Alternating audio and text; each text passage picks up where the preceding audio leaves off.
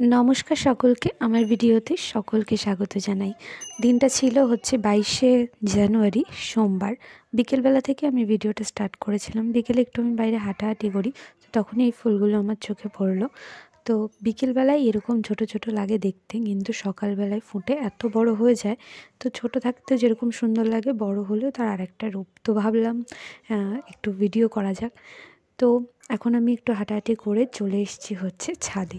আজকে মা বানাবে হচ্ছে প্রদীপ। আমরা সকলেই জানি আজকে অযোধ্যাতে আমাদের শ্রীরামচন্দ্রের প্রাণ প্রতিষ্ঠা হচ্ছে। তো সেই উপলক্ষে আমরা একটু বাড়িতে প্রদীপ দেব। তো সেই জন্য মা প্রদীপ বানাচ্ছে। আমাদের বাড়িতে প্রদীপ বা দীপদান করার সময় আমরা এরকম হাতে তৈরি করেই দিই, পোড়া মাটি দিয়ে খুব একটা দেওয়া হয় না। তো মা এখানে বানাচ্ছে, দেখো কি সুন্দর করে। মাটির যে কোনো জিনিসই মা খুব সুন্দর বানায়, আর প্রদীপটা তো খুবই সুন্দর বানায়। অনেক ধরনের ডিজাইন মা করতে পারে। তো আজকে আমি বললাম এই গোল মতন করে এই ডিজাইনটা করো। সিম্পলের মধ্যে ভীষণ সুন্দর লাগে দেখতে, দেখো। আবার যখন মা অন্য কোনো দিন অন্য কোনো ডিজাইনের প্রদীপ বানাবে, সেটাও আমি ভিডিও করে তোমাদের সাথে শেয়ার করব। দেখো কত ইজিলি কি সুন্দর লাগছে দেখতে। তৈরি হয়ে গেছে এরকমভাবে, বেশ অনেকগুলোই তৈরি করেছিল। আমি একটারই ভিডিও করলাম, কারণ আমি তখন অন্য কোনো একটা কাজে হয়তো বিজি হয়ে গেছিলাম। তারপরে আর পরেরগুলো দেখানো হয়নি। আরও 2-3টে ডিজাইন করা হয়েছিল, সেটা তোমরা একটু পরে দেখতে পাবে। মাটিটা খুব ভালোভাবে মাখা হলে না খুব তাড়াতাড়ি হয়ে যায়। একটুখানি সময়ের মধ্যে কত সুন্দর অনেকগুলো প্রদীপ হয়ে গেছিলো। তো তারপর আমি হচ্ছে প্রদীপগুলোর মধ্যে সলতে দিয়ে তেল দিয়ে রেডি করে ফেলেছিলাম দেওয়ার জন্য, যেহেতু সন্ধ্যা হয়েই গেছিলো। এই দেখো, এই যে হচ্ছে একটা ডিজাইন। তো এবার সন্ধ্যা দেবার পালা। এই যে আমি সমস্ত প্রদীপগুলো ধরিয়ে নিয়ে যাচ্ছি হচ্ছে আমাদের থানে, যেখানে আমাদের মায়ের পুজো হয়। সেখানেই আজকে প্রদীপগুলো দেব। আর অল্প কিছু আছে, সেগুলো ঘরে আরও বিভিন্ন জায়গায় দেওয়া হবে। এই যে আমি একটু অল্প ডেকোরেশন করেছি। আগের থেকে যেহেতু কোনো প্রস্তুতি ছিল না, তো সেই জন্য তেমন কিছু করতে পারিনি। তো এটাই অনেক সুন্দর লাগছিল আমার কাছে। তো যাই হোক, এইভাবেই আমরা একটু ছোটোখাটো মতন করে বাড়িতে সেলিব্রেট করেছিলাম। আজকে যেহেতু একটা বিশেষ দিন, তাই আমরা নিরামিষ খেয়েছিলাম সারাদিনই। তো রাতের জন্য এখানে আমি রান্না করতে চলে এসেছি। তো চলো রেসিপিগুলো শুরু করা যাক। এখানে হচ্ছে আমি আলু চচ্চড়ি করছিলাম নিরামিষভাবে। কড়াইতে কালো জিরে আর লঙ্কা ফোড়ন দিয়ে একদম সিম্পলভাবে লুচির সাথে খাওয়া যাবে, লুচি রুটি পরোটার সাথে খাওয়া যাবে এরকমভাবে তরকারি করছিলাম। কারণ আমাদের বাড়িতে আজকে রাত্রে আবদার হয়েছে, লুচি খেতে হবে। আমাদের বাড়িতে একজন না 2জন গেস্ট এসছেন, বিশেষ গেস্ট, আমি দেখাবো পরে। তো তাদের আবদার হয়েছে লুচি খাবে। তো লুচির সাথে এরকম আলু চচ্চড়ি কিন্তু খুব ভালো লাগে খেতে। তো একটুখানি হলুদ দিয়ে দিলাম। আলুগুলো যখন একটু একটু ভাজা হবে, তখনই খুব ভালোভাবে কষিয়ে নিতে হবে লবণ আর হলুদ দিয়ে। এর মধ্যে আমি অন্য কোনো মশলা ইউজ করব না, একদম সিম্পল আলুর তরকারি। এই তরকারিটা যেহেতু আমি একটু মিষ্টি মিষ্টি করব, তো সেই জন্য আমি 2টোর বেশি লঙ্কা দিইনি। আর এই লঙ্কাগুলোতে খুব একটা ঝালও হয় না, তো সেই জন্য বেশি লঙ্কা দিইনি। তো এখানে খুব ভালোভাবে ভাজা মানে কষানো হয়ে গেলে হলুদ আর লবণ দিয়ে তারপর আমি এর মধ্যে জল দিয়ে দিলাম, পরিমাণ মতো জল দিয়ে দিলাম। যেহেতু খুব বেশি পাতলা ঝোল এখানে দরকার নেই, একটু গ্রেভি গ্রেভি হবে এরকম। যেহেতু এটা নতুন আলু, তো সেদ্ধ হতে একটু সময় লাগে, তো সেই জন্য আমি জলটা একটু বুঝে দিতে হবে। তো ফুটে গেছে, আর এই সময় চেক করে নিতে হবে যে লবণ মিষ্টি সমস্ত কিছু ঠিক আছে কি না। ব্যাস, এই যে আমি নামিয়ে নিয়েছি। আমার এতটুকু গ্রেভির দরকার ছিল, তৈরি হয়ে গেছে। আর এর টেস্ট কিন্তু সিম্পল হলেও খুব সুন্দর লাগে খেতে। তোমরা অবশ্যই বাড়িতে ট্রাই করো। আর অনেক বাড়িতে হয় ওইটা, অনেক বাড়িতে সাদা হয়, আমি হলুদ দিতে বেশি পছন্দ করি। এরপর মা এখানে ময়দা মেখে নিয়েছিল, আর আমি বললাম যে তাহলে ভাতও খাবে অনেকে, সবাই লুচি খাবে না। তো সেই জন্য ভাত দিয়ে খাবার জন্য রাতে আলু ফুলকপির তরকারি করবো ভেবেছিলাম। তো এখানে আলু, ফুলকপি, টমেটো, মটরশুঁটি, আর আমি ওখানে ছোলা রাজমা ভিজিয়ে রেখেছিলাম, সেখান থেকে অল্প একটু নিয়ে নিয়েছি, বেশি নিইনি, কেমন লাগবে না লাগবে। তো সেই জন্য তো এখানে দেখো আমি ফুলকপিগুলোকে একটু বড় বড় করেই কেটে নিয়েছি। ফুলকপি সেদ্ধ হয়ে যাওয়ার পরে না মানে একদম মিশে যায়। এখানে আমি ফুলকপিগুলোকে হালকা ভাপ দিয়ে নেব, মানে হালকা করে একদম সেদ্ধ করে নেব, যাতে এটা খেলে গ্যাস না হয়। তোমরা ফুলকপি রান্না করার আগে এরকম হালকা করে একটুখানি যদি সেদ্ধ করে নাও তাহলে কিন্তু খুবই ভালো হবে। তো এখানে আমি ফুলকপির সাথে আলুগুলোকে একটু হালকা সেদ্ধ করে নেব, যেহেতু নতুন আলু গলতে একটু সময় লাগে, তো সেই জন্য ভাবলাম যে যেহেতু ফুলকপিগুলোকে দিচ্ছি তো আলুগুলোকেও দিয়ে দিই। এই যে আলুগুলোকে আমি একটুখানি ছোট ছোট করে রেখেছি।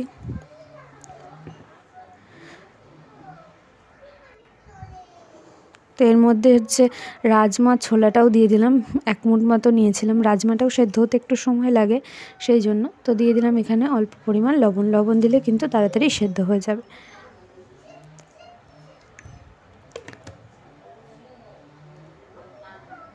তো সমস্ত কিছু দেওয়ার পর আমি এটাকে ঢেকে দিয়েছি, ঢেকে এটাকে সেদ্ধ করে নেব। খুব বেশি সেদ্ধ করিনি, মানে একদমই গলে যাবে এরকম হয়নি, জাস্ট একটু কালারটা চেঞ্জ হয়েছে, তখনই আমি নামিয়ে নিয়েছি। এরপর কড়াইতে তেল দিয়ে আলুগুলোকে বেশ ভালো করে লাল লাল করে ভেজে নেব। এবার পর আলুগুলোকে তুলে নিয়েছি, নিয়ে এবার ফুলকপিগুলোকেও ভেজে নেব, তাহলে ফুলকপির যে একটা গন্ধ সেটা চলে যাবে। তো লবণ হলুদ দিয়ে ফুলকপিগুলোকেও খুব ভালোভাবে ভেজে নেব। ফুলকপি দেখবে সমস্ত জল টেনে নেবে, তখনই মনে করবে যে ফুলকপি ভাজা হয়ে গেছে।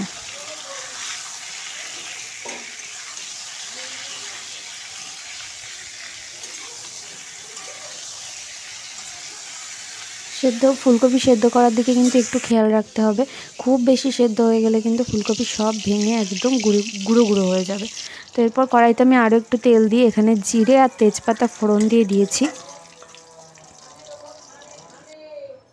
জিরেগুলো একটু যখন ভাজা ভাজা হয়ে যাবে তার মধ্যে আমি দিয়ে দেবো হচ্ছে কুচিয়ে নেওয়া টমেটো। টমেটো তোমরা এখানে পেস্ট করেও দিতে পারো, না আমি সবসময় কুচিয়েই দিই আর কি, ছোটো ছোটো ছোটো ছোটো করে কেটে।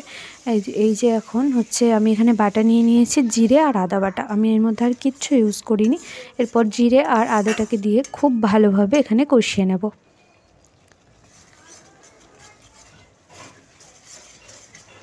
তোমরা এর মধ্যে চাইলে লঙ্কার গুঁড়ো দিতে পারো। আমি এখানে কাঁচা লঙ্কাও দিয়েছি, সেই জন্য লঙ্কা গুঁড়ো একদম অল্প ইউজ করেছি। যখন মশলা থেকে একটু একটু তেল ছাড়তে শুরু করবে তখন আলু আর ফুলকপিটা দিয়ে খুব ভালোভাবে কষিয়ে নিতে হবে।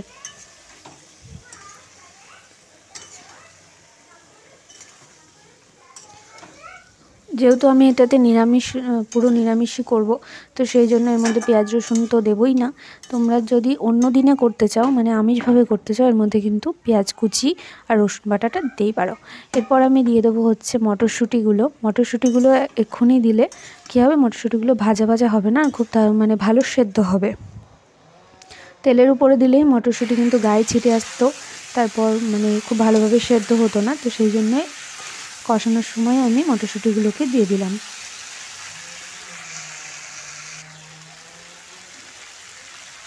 তারপর খুব ভালোভাবে কষানো হয়ে গেলে আমি এর মধ্যে দিয়ে দেবো হচ্ছে পরিমাণ মতন জল। আমি কিন্তু এখানে গরম জল ইউজ করেছি।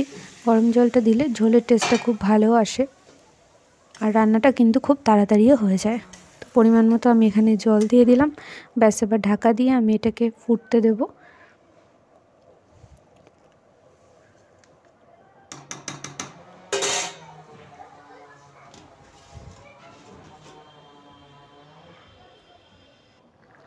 দেখো প্রায় হয়ে এসেছে, ঢাকা খুলে আমি দেখছি।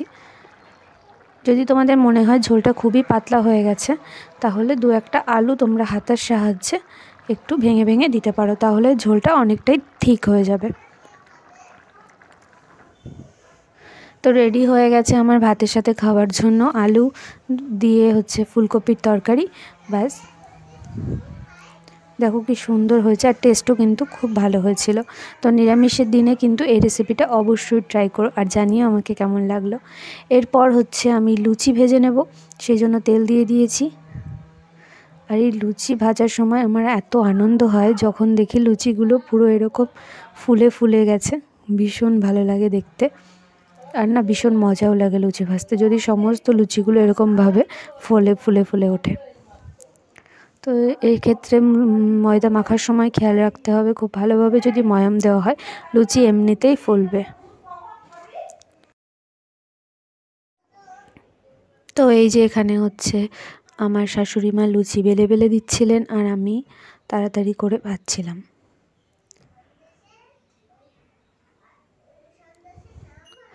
আর এই যে আমাদের খুদে সদস্য চলে এসেছে লুচি খাবার জন্য প্লেট নিয়ে। এটা হচ্ছে আমার ননদের, বড় ননদের ছোট ছেলে।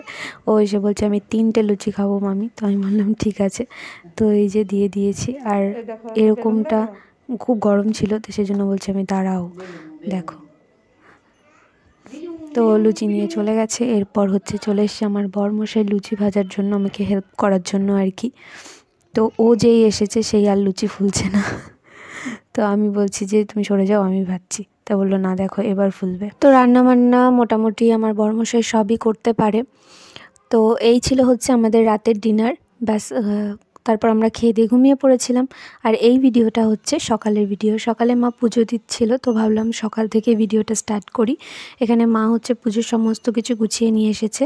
আর এই যে হচ্ছে ঘন্টা বাজানোর জন্য একদম রেডি, ঘন্টা বাজাচ্ছে দাঁড়িয়ে দাঁড়িয়ে, বলছে আমি কিন্তু ঘন্টা বাজাবো। তো শনি মঙ্গলবারে আমাদের থানে পুজো দেওয়া হয়, এখানে আমাদের কালী পুজো হয়। তো শনি আর মঙ্গলবারে মা এখানে পুজো দেন, অন্য অন্য দিন শুধু হচ্ছে ধূপ দ্বীপ এসব দেখানো হয় আর কি। তো এখানে এই যে দুই ভাই, একজন কাসর আর একজন ঘন্টা নিয়ে বাজাতে শুরু করে দিয়েছে। আর আমাদের বাড়ির পাশে আজকে হচ্ছে কুয়ো কাটছিল, তো দেখো এই জন্য তো বাড়ির অবস্থা কি।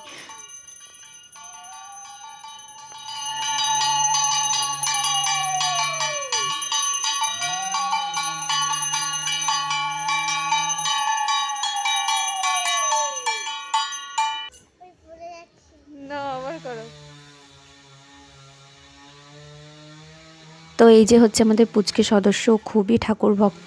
তো আগে একবার প্রণাম করা হয়ে গেছে, তারপর বলছে মামি তুমি তো আমার প্রণাম করা তুললে না, আর একবার তোলো। তো তো সেই জন্য ভিডিও করেছি। আর এই যে এখানেই সারাদিনও ঘুরে বেড়াচ্ছে, এইগুলো দেখছে কি করে আর কি। তো এই দেখো কত চারি আনা হয়েছে কুয়ো খোঁচার জন্য। তো এরপর আমি চা করতে চলে গেছিলাম। সকালে একটু চা না খেলে ভালো লাগে না, তো সেই জন্য চা করে নিয়েছিলাম। আর আজকে একটু ঠান্ডাটা কম আছে, মানে রোদ, এত সুন্দর রোদ উঠেছে বাইরে। তো এই যে এখানে হচ্ছে বাবা আর মাকে চা দিয়ে দিচ্ছিলাম, আর সবার খাওয়া হয়ে গেছে।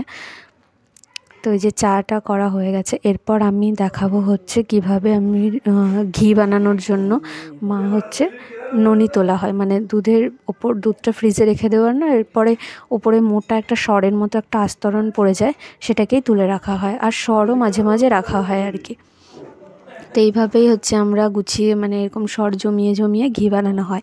তারপর এখানে চলে এসেছি হচ্ছে আমি ডাল সেদ্ধ করতে দিয়ে দিয়েছি, রান্নাবান্না সকালের জন্য শুরু হয়ে গেছে। তো এখানে আমি ডাল সেদ্ধ করতে দিয়ে দিলাম, আর 2টো কাঁচা লঙ্কা ওর মধ্যে দিয়ে দিলাম। ডালটা সেদ্ধ হচ্ছে, তার মধ্যে আমি অন্যান্য কাজ করতে চলে এসেছি। সমস্ত সবজি এখন আমি গুছিয়ে ফ্রিজে তুলতে হবে, আমাদের একদিনেই সমস্ত সবজি আনা হয়। তো এই যে হচ্ছে কুমড়ো, পেঁয়াজকলি, শীতের যা যা সবজি হয় আর কি সবই মোটামুটি আসে। আর শীতের সময় না সবজিগুলো টেস্টই অন্যরকম হয়, এত সুন্দর। এই যে হচ্ছে এটা কলাই শাক, এটা বড়ি দিয়ে রান্না করলে যে কী সুন্দর লাগে। তো সেটা এনেছিল বাবা 2 আঁটি মতন। তো সমস্ত কিছু আমি এখানে গুছিয়ে টুছিয়ে তুলে রাখছি।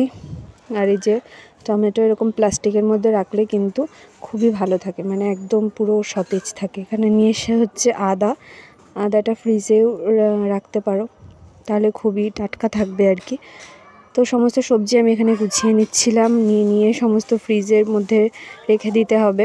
আর ওদিকে ততক্ষণে ডালটা সেদ্ধও হয়ে যাবে। তো সমস্ত সবজি আমি প্লাস্টিকের মধ্যে গুছিয়ে গুছিয়েই রেখে দিই, যাতে সবজিগুলো খুব ভালো থাকে অনেক দিন পর্যন্ত। যেহেতু আমাদের সপ্তাহে একদিন হচ্ছে বাজার করা হয়, পুরো সপ্তাহের বাজার। তো সেই জন্য আমি সমস্ত কিছু প্লাস্টিকের মধ্যে করে তারপরেই ফ্রিজে রাখি, তাহলে অনেক দিন পর্যন্ত ভালো থাকে। তোমরা ওগুলো এরকমভাবেই রেখে দেবে।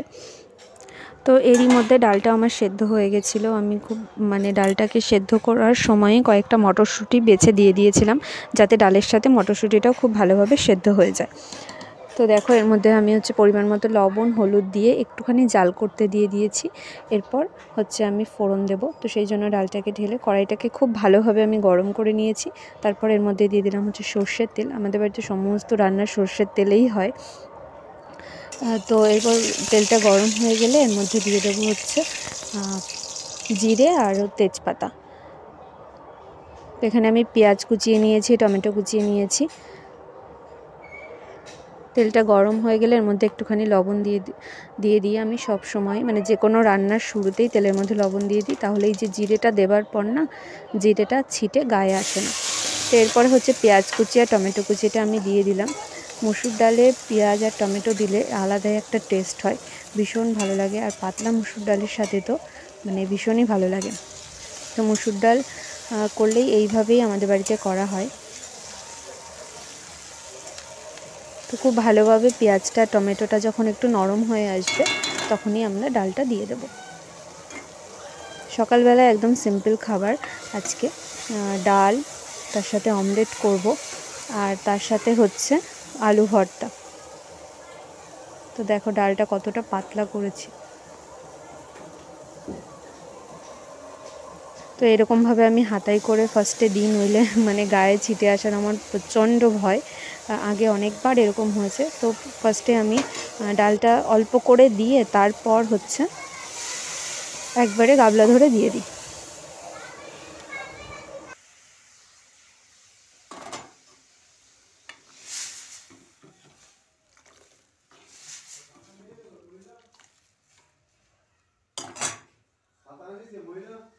না।